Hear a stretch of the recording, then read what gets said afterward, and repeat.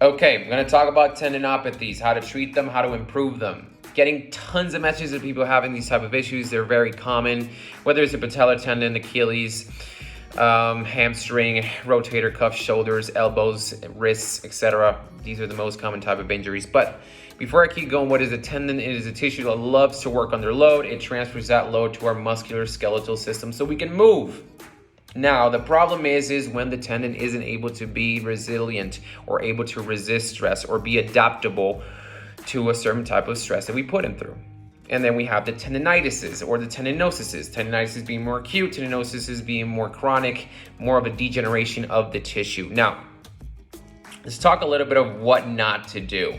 Because unfortunately, we keep seeing this bullshit continue to just flow onto, I don't know why, patients continue to tell me how they're being treated, and I just go crazy because this is such a passive type of treatment that really doesn't do anything. At the end of the day, I was talking about adaptability, resilience, and having a tendon to work under load, and none of this is doing this. So whether you're having a tendinitis or a tendinosis, you have to load the tendon, and that's what's going to come out later, but let's talk about what not to do.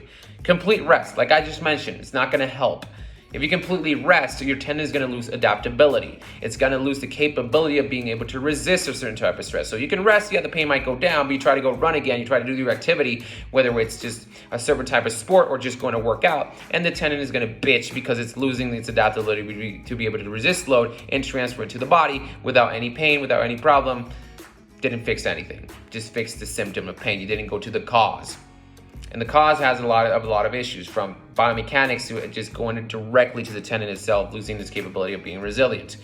The other one, taking constant pills. You know, that constant pill consumption. You see a lot of people taking anti-inflammatories or taking a lot of pain reliefs. It's fine if you want to reduce a symptom. There's a lot of pain. It's cool. And let's say that reducing the symptom can give us the capability of being able to then load the tendon. That's great. But thinking that just because you take a pill, you're going to be able to go back to that certain type of activity, it's going to help you. Not true. It doesn't work that way, guys. Sorry, it doesn't work. And sometimes even when you have chronic issues, taking anti-inflammatories actually become a negative effect. It starts actually creating the opposite, because I'm going to talk a little bit about that on the next slide or little thing when I swipe up. Next thing, icing. Again, it can reduce the symptom, but it's not going to fix the situation. And then like I was talking about being resilient, if you avoid exercise and movement, just like I was mentioning on the top, it isn't going to help you at all. This is going to have a weak tendon. And as we all know, weakness is a problem. You can't go wrong being strong, guys. So what to do? You got to load that guy. You got to load the tendon. You got to put him under stress. You got to teach that guy to be strong again. You got to adapt the tendon to be able to resist load. Now, how to do it? That's the big question. Well, one of the best ways to start is with heavy, slow resistance. What does that mean? Is working with high loads and with really slow execution of that movement. And you can work different types of ways. You can do isometrics. You can really focus on the eccentric portion or the concentric portion. Work on it, train it. It doesn't mean that you just got to focus on eccentrics, like it's been really talked about a lot of times. Heavy, slow resistance is a good place to start. Isometrics is a good way to start as well. Start loading the tendon and then progressively overload that guy as it becomes stronger, just like as we do any certain type of activity, whether it's a certain type of specific sport or just, let's say you're lifting weights and you're trying to adapt your body to be stronger. You progressively overload to be able to, get stronger and adapt your body to, be more resilient to higher stresses. At the end of the day, that's what we do when we train.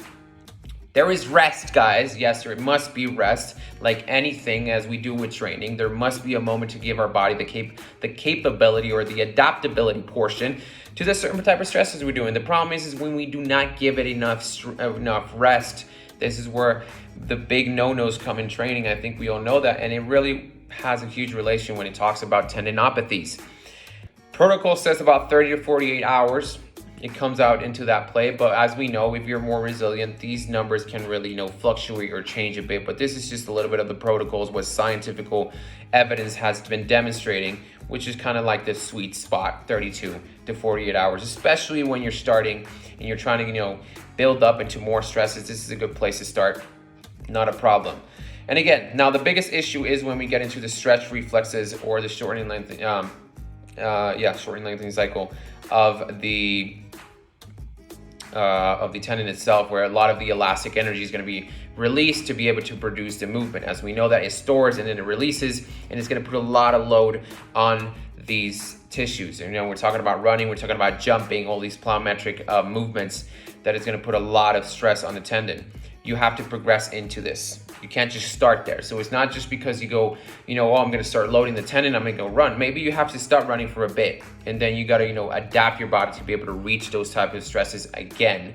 And there is one of my last posts where I really talk about what happens when you have a chronic issue and you have to load it. There is going to be an inflammation. I'll be a little bit into this. There's going to be a little bit of an inflammation, and that inflammation is necessary so we can regenerate that tissue that is being, affected or isn't working that well, so the tendon can keep, again, adapting. So this is my little explanation that I wanted to do about tendinopathies. Give you guys a little bit of the guide, the right way to get there. I know it's very simplified. This can really be a big topic, but I've been getting a lot of messages, a lot of people asking what to do. And I ask them, what are you doing? And I keep seeing a lot of passive treatments that won't take you out of your situation or won't help you find a solution to your problem. You have to be very proactive. You have to train. It's not about resting. You can't go wrong being strong. I'm just going to put it there and leave it there. I hope that works. Any questions, hit me up. This is the most common type of injuries, and sometimes, I'm not saying they're all easy. Sometimes they're very complicated, but they're able to improve if you start understanding the importance of loading and how to do this. Yep.